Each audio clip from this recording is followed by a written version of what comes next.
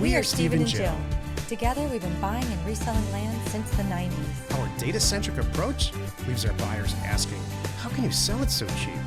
Here on the Land Academy Show, We answer that and more. Steve and Jill here. Hello. Welcome to the Land Academy Show, entertaining land investment talk.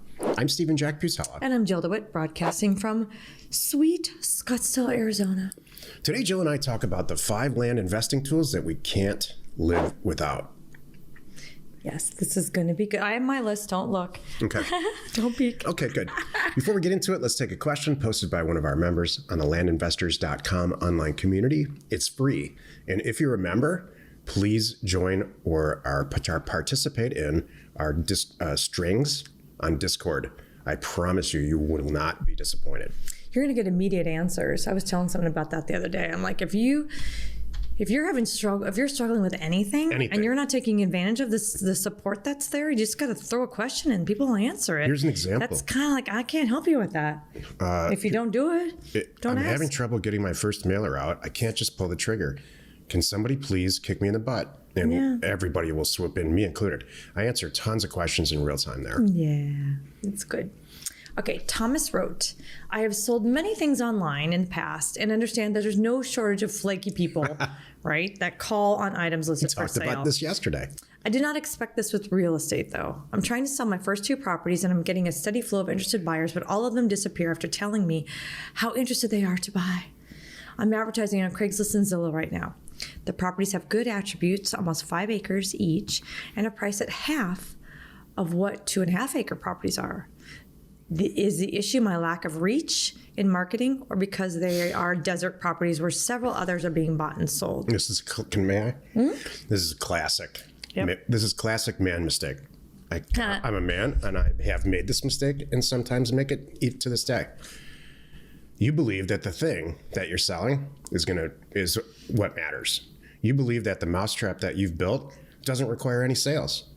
And what really is happening here is you're doing the first 60% of everything correct, and you're not doing the back end 40%. And here's what I would bet you $1 that you are not having these conversations with these people and then saying, "Hey, what's your email address? I'll email you all the information right now."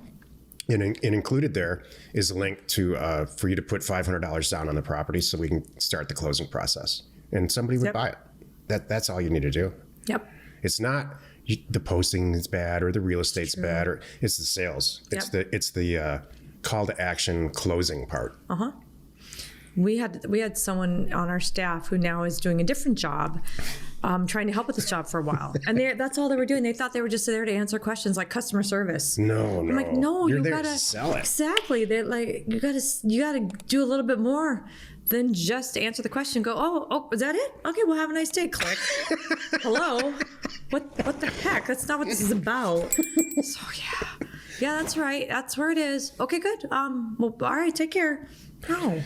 Yeah. You know, it's interesting. Most real estate agents are like this too. They just wait. Okay, thanks. No, you got to send. You need to work. You got to work a little bit. Jill can write the book on getting people to do what she wants them to do without them having any idea that they're actually being sold something. And when I say people, I mean me. Right. You're right. Well, there's a couple things I would say, Thomas, though. Number one, if you're swimming in the pool where there's hundreds of similar properties, that's going to be a problem. It better be cheap. Just going to say it. So a good thing you are cheap. So now you've got to make yours stand out somehow. And apparently you are, because they're calling and asking some questions. So then the only other thing is, just moving the property. Like, whatever it was that drew you to it, and maybe it was only priced when you bought it, that's fine. You need to be saying, hey, look, by the way, I'm getting a lot of, and just so you know, it's obviously still available or the posting would not be there, but I'm getting a lot of interest right now because this is priced so well. So if you are serious, here's what you need to do, kind of thing. I sat in a Home Depot parking lot 2 days ago for 2 hours, and with a Tough Shed representative who was sitting inside a Tough Shed, that they had it all decked out. And so what I learned is this, because Jill's talking about making your property stand out from the others. There are no zoning requirements for sheds almost ever. I mean, you can put a shed anywhere. And because it's a Tough Shed brand, you can build the whole thing out inside, do all kinds of stuff. It's still not a house, it's a shed. And so for a couple $1,000, you can make your property be completely different than every single other property that's online.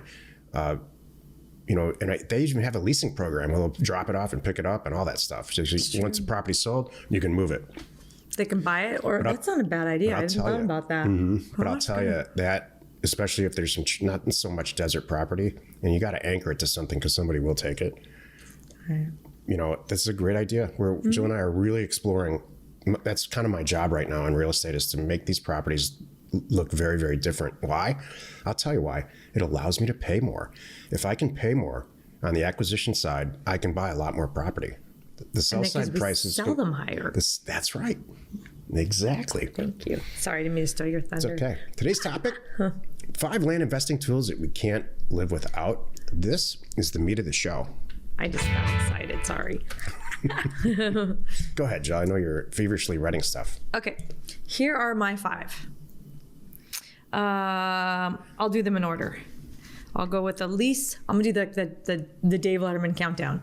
And number 5 is telephone apps to record and float phone calls around. Seriously, That's on your top 5? seriously, I really sat and thought about this.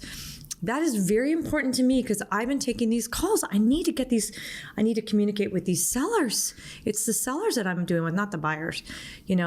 The sellers, I need to. Fascinating, Sometimes Jill. I'm picked, because you know what my point is? I tell everybody, you got to pick up the phone. If you don't pick up the phone, you're missing a call. And sometimes I'm out and I can't write things down. Well, I can, my calls are recorded, so I can go back, I can just mentally make a note, put it in my phone like 3 o'clock on Tuesday, and I'll go back and find the call on 3 o'clock on Tuesday, because I know I asked the questions where I got the APN, I got the name, I got his phone number, I've got everything right there, so I can go back and write down the notes and do my research and my due diligence and get back with this person. So, and then I can also point calls in different directions. Like I can have. I wouldn't think that would have been on your list. I can put them to maybe the weekend calls go to me, which is often, and maybe during the week they go to somebody else, and on Tuesdays they go over here. Whatever it is, that's important. So this is also kind of, I don't know, it doesn't matter, but that was my thing. Then my number 4 top tool is Neighbor Scoop. I always have it. That's on my list too. Open on my computer so I can look things up. I think we're working on an app. I can't wait. We need an app for Neighbor Scoop because I love Neighbor Scoop. I would do it on my phone. So what's Neighbor Scoop? I can immediately put state, county, APN when I'm talking to somebody on the phone, and I'm looking at the whole thing. I'm looking at every property detail. I'm looking at it on the map. I'm looking at FEMA flood zone. I can see his phone number. I can look at all the property details, everything like that's from RealQuest Pro. I've got it all right there. Maybe what he paid for it, if that's in there, I can have that. I may have things about when the property was built. If it's a house, I have the size, I have the rooms, I have the square footage. I might have mortgage information, anything that's like that's recorded in there, I've got it. And it's like, what the heck? And you can click on all the neighboring properties. Yep. And see what they paid for them, and it's pretty amazing. Yep, and do that's on my list too. Valuable due diligence at that moment. Jill and I own Neighbor Scoop. We created it. And so here's a hint on my list. If there was no tool out there, I went and created it. Yep. Exactly. So my list is packed full of tools that I created actually. Well, then number 3 would be like another one too. Offers to owners. That's mine on my list too. Yeah, 020. Cheap mail who understands us. We got tired of trying to explain what we do to people and trying to upsell us and offer color or yellow letters or even talk about it. We know what we do. We know what works. So 020 is best. So and we just needed the best price. It's a bulk mail company that Jill and I own. Yep. That's right. It is the best price. And I do the mail merge for you. Totally. Number 2 is the best data. I put best data, baby, which is RealQuest Pro, Data Tree, and Title Pro. Those, and we didn't have access to all that stuff years ago. Right. So it's amazing. That's on my list too. Mm-hmm. And my number 1 top, what was the thing? What was Tools. Tool? I hate to call you a tool, but. You were my number 1 too. I know, you did. You are my number 1. You're so sweet. I hate to call you a tool. That's true, yeah. You're my number 1 tool, baby. Google Earth is the one that, I'll tell you, because none of these things, when I started, this is before Jill and I joined forces, when I started, none of this stuff was available. We literally had to find properties on an atlas. We had 50 atlases for all the states to try to find it, and we couldn't. Or we would rely on whatever the county had, which back then was not much. There's no such thing as GIS. So, Google Earth itself really can shed some light very quickly on whether or not you want to buy a piece of property. Very, very, very quickly. Yeah. And data. Okay, what are your whole five? And really not necessarily in this order. Data. You could never, if we had to go, I used to have to go to the county website and download the tax roll or buy it, and they send it to you on a CD or back then even a DVD. And that just, it would take a month to do a mailer because the data's a mess.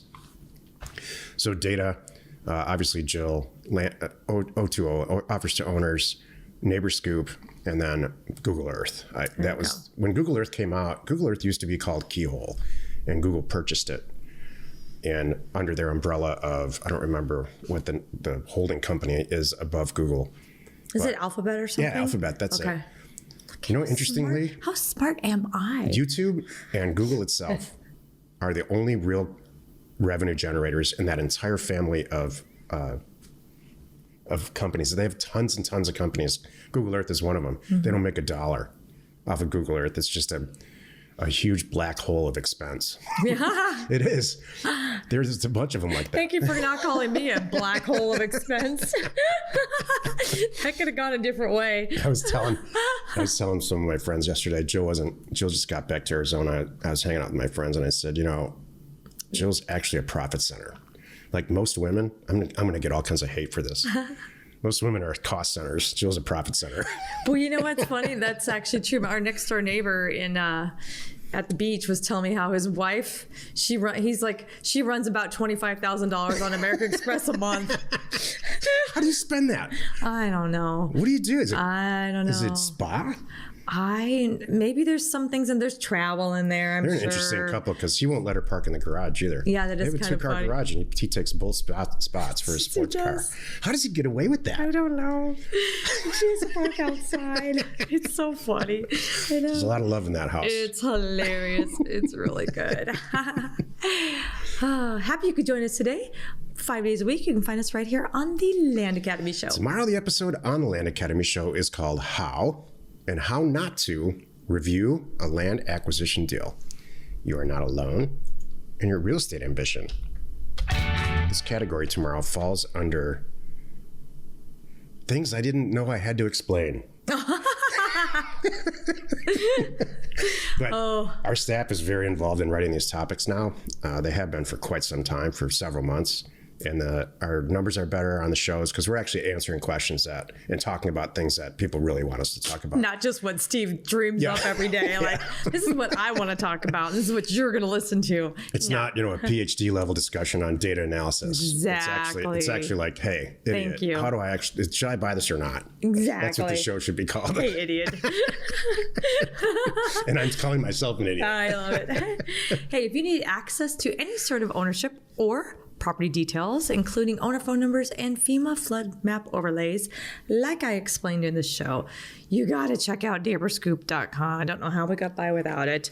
It's created by investors, that's us, for investors like you. We're Steve and Jill. Information and inspiration to buy undervalued property. We hope you found our content valuable and we appreciate your support. If you have not already, please check out our channel and hit the subscribe button. And your comments and suggestions help us to create the content you're here for. Hitting the like button helps to support our channel's algorithm and gauge your interest for future shows.